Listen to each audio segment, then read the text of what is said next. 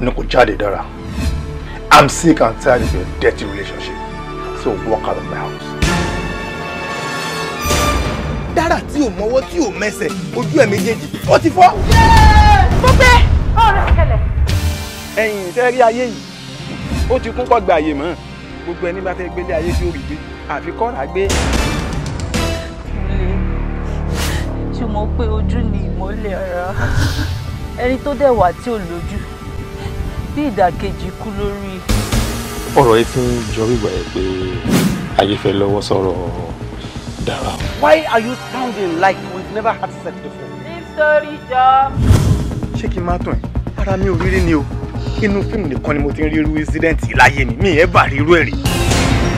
Nǹkan tèmi ṣàmọ̀ nínú gbogbo ọ̀rọ̀ tí pásítọ̀ yẹn sọ ni wípé wọ́n ní kòkòrò tí ń jẹ̀fọ́ ìdí ẹ̀fọ́ ló wà.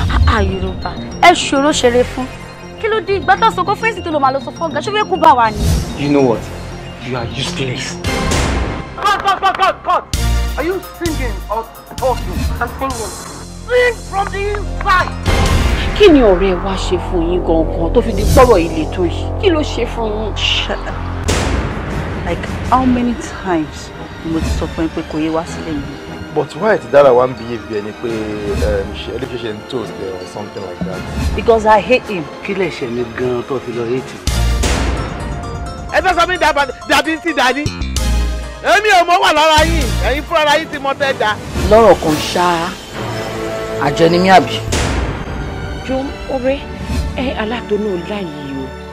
Ṣé o notice any strange things nínú ẹ̀? Ó ti ń mẹ́jẹ Dára látọjú. Ó ti yẹ ojú ẹ̀ ó ti mú ó ti fi straw fojú Dára ó ti mú ẹ̀jẹ̀.